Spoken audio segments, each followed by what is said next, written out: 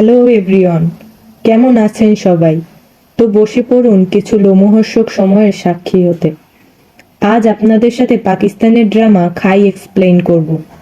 কাহিনীর শুরুতে একটি সুখী পরিবার বহুদিন পর নিজেদের গ্রামে ফিরছিল দুশ্মনদের সাথে দোস্তি করতে। দরবেশ খান, যে তার পরিবারের সাথে অর্থাৎ তার ওয়াইফ, দুই ছেলে আর এক মেয়ের সাথে নিজের বাবার হত্যাকারীদের ক্ষমা করে একটি নতুন সম্পর্ক আর নতুন জীবন শুরু করতে আসছিল।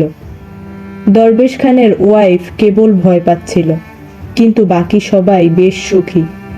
আর বিপরীত দিকে দুর্রফ খান তার ছেলে জানার খানের সাথে এক পরিবারের জমি জোর করে নিজের নামে করে নিচ্ছিল। ওই জমির মালিক গ্রামের এক লোক আর তার ছেলে জমি দিতে রাজি হচ্ছিল না। তারা মিনতি করছিল বারবার, যা দুর্রফ খান আর জানার খানের মন গলাতে পারেনি। দুর্রফ খান ওই লোকের আঙুল কেটে কাগজে আঙুলের ছাপ নিয়ে নেয়, তারপর আঙুলটা তাদের আবার ফিরিয়ে দেয়। এখানে জানার খান আমাদের কাহিনীর হিরো, যাকে ভিলেনও বলা যায়, যাদের কাছে মানুষকে মারা স্বীকার করার মতো আনন্দদায়ক। এরপর তারা দরবেশ খানের গ্রামে ফিরে আসার আলোচনায় বসে। এরপর ওই ছেলে নিজের বাবার আঙুল দাফন করতে করতে প্রতিশোধের সংকল্প নেয়। আর এদিকে দরবেশ খান দুর্রফ খানের বাড়ি যেয়ে তাকে ক্ষমা করার সিদ্ধান্ত নেয়।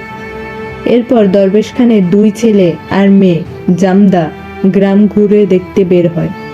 জামদা তার বাবার মতো সবকিছু সুন্দরভাবে ঠিক করতে চায়। সে গ্রামের উন্নতি করতে চায়, গ্রামে স্কুল করতে চায়, যদিও তার ভাইয়েরা বিদেশে ফিরে যেতে চায়। তখন জামদা বলে, আমরা না করলে কি করবে এই গ্রামের উন্নতি? এরপর তারা প্রকৃতির সৌন্দর্য উপভোগ করছিল। তখন একজন লোক এসে বলে, ওই বাচ্চা লোক, তোমরা কারা? তোমরা দরবেশ খানের বাচ্চা লোক, তাই না? তখন জমদার ভাই বলে, হ্যাঁ। তখন লোকটা বলে, তোমরা ওখান থেকেই বাড়ি ফিরে যাও, এদিকে দুর্রফ খানের এলাকা। তখন জামদা বলে, তো কি হয়েছে? আমরা গ্রাম দেখতে বের হয়েছি। তখন ওই লোক বলে, ওই পর্যন্তই দেখো, যে পর্যন্ত তোমার এলাকা। আমি জানি আমি কিসের জন্য তোমাদের নিষেধ করছি। তখন জামদার এক ভাই বলে, দেখেছ, দুশ্মনী ততদিন থাকে যতদিন দুশ্মন থাকে। তখন আর এক ভাই বলে, তাহলে কি দুশ্মনকে মেরে ফেলা উচিত? জামদা বলে, না, দুশ্মনীকে মেরে ফেলা উচিত। তখন জানার খানের গাড়ি ওখানে আসে। জানার খান ওই লোকটাকে জিজ্ঞেস করে, এরা কারা? লোকটি বলে, দরবেশ খানের বাচ্চা লোক। জানার খান জিজ্ঞাসা করে, ওই মেয়েটিও? লোকটি বলে, হ্যাঁ, ও দরবেশ খানের মেয়ে। জানার খান বলে, ওদেরকে এদিকে যাওয়ার পারমিশন দাও, মনে হয় ঘুরতে এসেছে। জানার খানের প্রথম দেখাতেই জামদাকে ভালো লেগে যায়। এরপর জামদার মা দরবেশ খানকে বলে, দেখেছ, ওরা আজই আমাদের বাচ্চাদের রাস্তায় এসে গেছে। দরবেশ খান বলে, ও তো কোনো ক্ষতি করেনি। জামদা বলে, আমাদের জলদি তাদের সাথে দুশ্মনী শেষ করা উচিত। জামদার মা মানতে চায় না। দরবেশ খান তাকে বুঝিয়ে বলে। তখনই বাদলের ফোন আসে। বাদল বলে সে তার মাকে নিয়ে রাতে আসবে। বাদল হলো জামদার ফুফাতো ভাই, যার সাথে জামদার বিয়ে ঠিক হয়েছে। রাতে বাদল আর তার মা আসলে তাদের মধ্যে পারিবারিক অনেক কথা হয়। বাদল আর জামদার বিয়ের কথাও হয়। এরপর জানার খানের বাড়িতে, যেখানে তার আগেই দুই স্ত্রী আছে, যদি তাদের পরিচয় দেওয়া হয় তবে তার মধ্যে বড়জনকে বরফ আর ছোটজনকে কাঁচামরিচ বলা যায়। ছোটজনের ঘরে 3টি ছেলে আছে, আর জানার খান এখন তৃতীয় বিবাহ করতে চাচ্ছে। পরের দিন দরবেশ খান দুর্রফ খানের বাড়িতে আসে। তখন জানার খানের ভাই বন্দুক নিয়ে আসে দরবেশ খানের সামনে।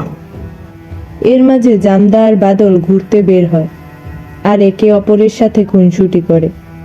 এদিকে দরবেশ খান জানায় সে তাদের সাথে মিল করতে এসেছে। সে চায় তাদের মধ্যে সম্মান আর ভালোবাসার সম্পর্ক তৈরি হোক।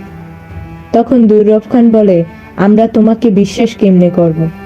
দরবেশ খান বলে, সেভাবেই, যেভাবে আমি তোমাদের বিশ্বাস করে তোমাদের মাঝে বসে আছি। দরবেশ খান দুর্রফ খানের পরিবার সহ সবাইকে নিমন্ত্রণ জানায়।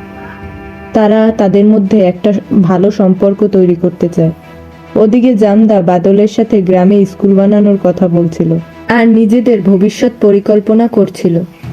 এরপর জামদার দুই ভাই সেখানে আসে আর জানায় তাদের বাবা বারবার ফোন করছে বাসায় ফিরে যাওয়ার জন্য।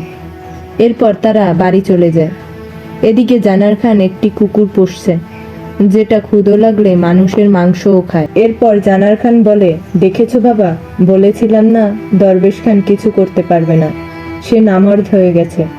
তখন দুর্রব খান বলে, কিন্তু ওর দুটো জওয়ান ছেলে আছে।